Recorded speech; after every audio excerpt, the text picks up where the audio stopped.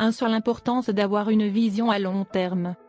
Au XXe siècle, les États-Unis ont connu 2 guerres mondiales, des conflits militaires coûteux, la Grande Dépression, une dizaine de récessions et de paniques financières, des crises pétrolières, des épidémies, et la disgrâce présidentielle. Et l'indice Dow Jones s'est passé de 66 à 11 497 points. 2 sur l'importance d'investir. Aujourd'hui les gens qui détiennent du cash ou l'équivalent se sentent en sécurité. Ils ne devraient pas.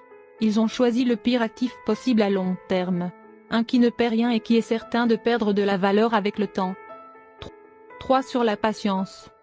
Le succès en investissement prend du temps, de la discipline et de la patience. Peu importe les efforts et le niveau de talent, il faut accepter le fait que certaines choses prennent simplement du temps. On ne peut pas faire un bébé en 1 mois en mettant 9 femmes sur l'affaire.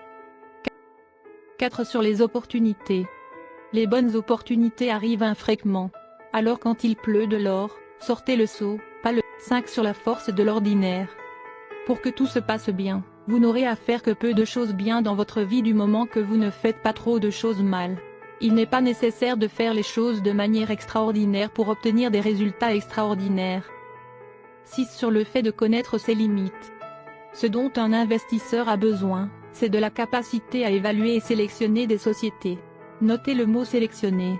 Vous n'avez pas besoin d'être un expert sur chaque société, ni même sur beaucoup de sociétés. Vous devez être capable d'évaluer justement les sociétés qui sont dans votre cercle de compétences. La taille de ce cercle n'est pas très importante, en revanche, connaître ses limites est vital. 7 sur la place de l'intelligence. Vous n'avez pas besoin d'être un génie pour réussir.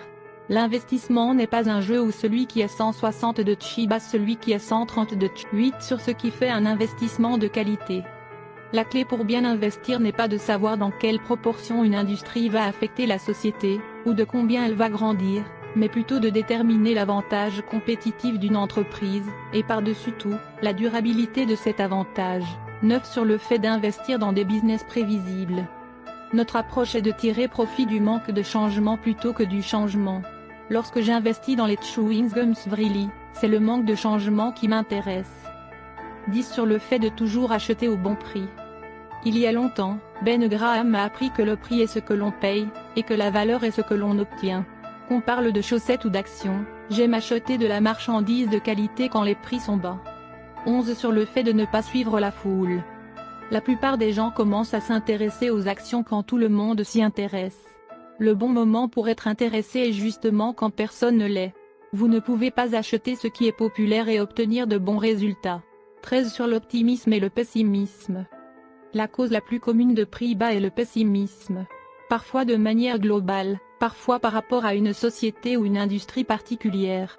Nous voulons faire du business dans un tel environnement, pas parce que nous aimons particulièrement le pessimisme, mais parce que nous aimons les prix qu'il produit. L'optimisme est l'ennemi de l'acheteur rationnel. 14 sur la frugalité. Buffett est connu pour vivre de peu malgré sa grande fortune. Les voitures ne m'intéressent absolument pas, et je n'ai nul désir de rendre les autres envieux.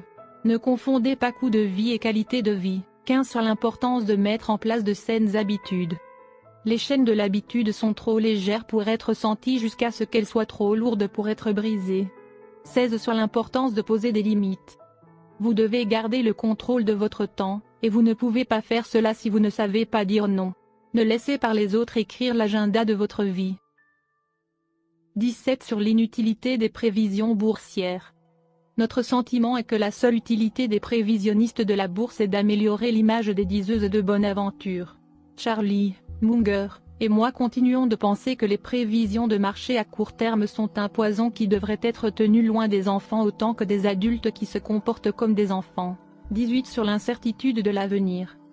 Dans le monde des affaires, le rétroviseur est toujours plus clair que le pare-brise. Si le passé était le seul facteur à prendre en compte en investissement, les historiens seraient tout riches. 19 sur le fait de penser par soi-même. Vous devez séparer votre opinion de celle de la foule. Les comportements grégaires conduisent les cerveaux à la paralysie. Je ne pense pas que les investisseurs agissent nécessairement de manière intelligente même s'ils sont intelligents.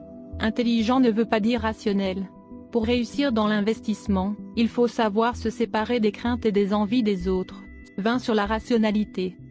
Rien n'endort aussi bien la rationalité que des doses massives d'argent gagnées sans effort. 21 sur l'importance de se concentrer sur ce qui compte. Les tournois sont gagnés par les gens qui se concentrent sur le jeu, pas sur le tableau des scores. 22 sur le management. J'essaie d'investir dans des sociétés d'une qualité telle qu'elles fonctionneraient même si un idiot les dirigeait. Car tôt ou tard cela arrive toujours. 23 sur la valeur de la simplicité. Les études complexes et les écoles de commerce récompensent la complexité au détriment de la simplicité. Dans les faits, la simplicité est presque toujours plus efficace. 24 sur la nécessité des marchés baissiers. C'est quand la mer se retire que l'on voit ceux qui se baignent nus. 25 sur l'importance de mettre son argent dans des choses qui comptent. Si je voulais, je pourrais engager 10 000 personnes pour ne faire rien d'autre que peindre mon portrait toute la journée pendant le reste de leur vie. Et le PIB du pays augmenterait. Mais l'utilité du produit fini serait de zéro, et j'empêcherais ces 10 000 personnes de se consacrer à la recherche contre le sida, la santé, ou l'éducation. Je ne fais pas ce genre de choses. Et les biens matériels ne m'ont jamais beaucoup intéressé. C'est pour cela que je laisserai quasiment toute ma fortune à des œuvres de charité.